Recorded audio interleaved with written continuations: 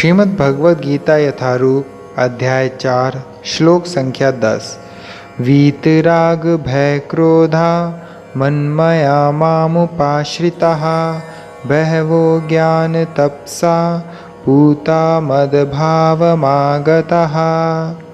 आसक्ति, भय तथा क्रोध से मुक्त होकर मुझ में पूर्णतया तन्मय होकर और मेरी शरण में आकर बहुत से व्यक्ति भूतकाल में मेरे ज्ञान से पवित्र हो चुके हैं। इस प्रकार से उन सबों ने मेरे प्रति दिव्य प्रेम को प्राप्त किया है। तात्पर्य: जैसा कि पहले कहा जा चुका है, विषयों में आसक्त व्यक्ति के लिए परम सत्य के स्वरूप को समझ पाना अत्यंत कठिन है। सामान्यतया जो लोग देहात्म बुद्धि में आसक्त होते हैं वे भौतिकवाद में इतने लीन रहते हैं कि उनके लिए यह समझ पाना असंभव सा है कि परमात्मा व्यक्ति भी हो सकता है। ऐसे भौतिकवादी व्यक्ति इसकी कल्पना तक नहीं कर पाते कि ऐसा भी दिव्य शरीर है जो नित्य तथा सच्चिदानंदमय है। भौतिकवादी धारणा के अनुसार शरीर नाशवान, अज्ञानमय तथा अत्यंत दुखमय होता है। अतः जब लोगों को भगवान के साकार रूप के विषय में बताया जाता है तो उनके मन में शरीर की यही धारणा बनी रहती है।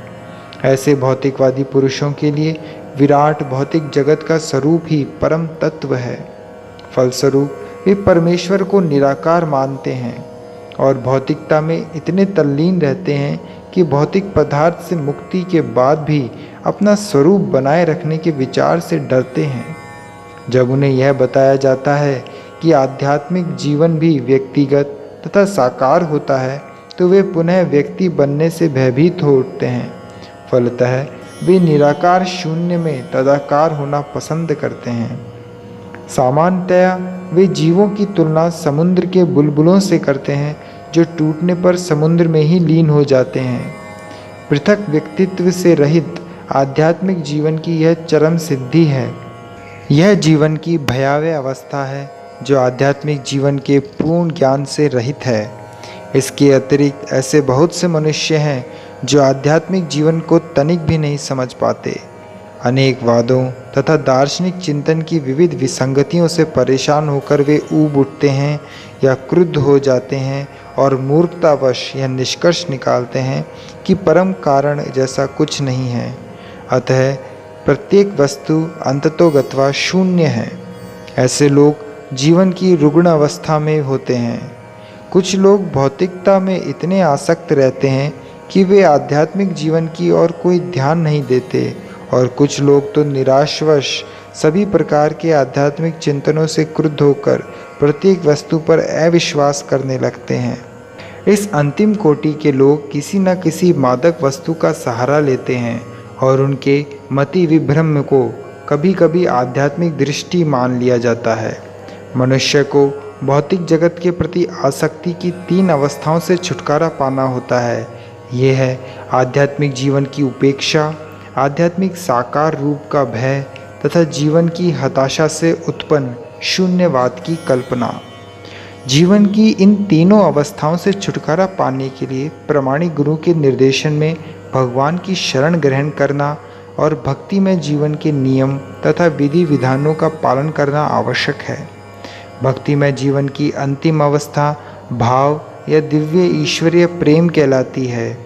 भक्ति रसामृत सिंधु के अनुसार भक्ति का विज्ञान इस प्रकार है: आदौ श्रद्धा ततः साधु संगोथ भजन क्रिया ततो अनर्थ निवृत्ति स्यात् ततो निष्ठा रुचिस्तथा अथासक्तिस्ततो भावस्ततः प्रेमाभ्युदञ्चति साधकानामयं प्रेम्णा प्रादुर्भावे भवित्क्रमः।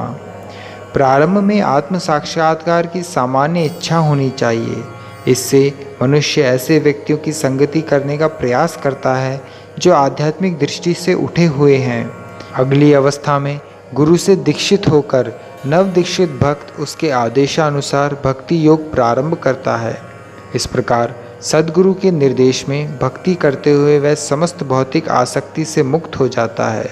उसके आत्म साक्षात्कार में स्थिरता आती है और वह श्री भगवान कृष्ण के विषय में श्रवण करने के लिए रुचि विकसित करता है। इस रुचि से आगे चलकर कृष्ण भावनामृत में आसक्ति उत्पन्न होती है, जो भाव में अथवा भगवत प्रेम के प्रथम सोपान में परिपक्व होती है। ईश्वर के प्रति प्रेम ही जीवन की सार्थकता है। प्रेम अवस्था में भक्त भगवान की दिव्य प्रेमा भक्ति में निरंतर लीन रहता है। अतः भक्ति की मंद विधि से प्रामाणिक गुरु के निर्देश में सर्वोच्च अवस्था प्राप्त की जा सकती है और समस्त भौतिक आसक्ति, व्यक्तिगत आध्यात्मिक स्वरूप के भय तथा शून्यवाद से उत्पन्न हताशा से मुक्त हुआ जा सकता है। तभी मनुष्य को अंत में भगवान के धाम की प्राप्ति हो सकती है। हरे कृष्णा।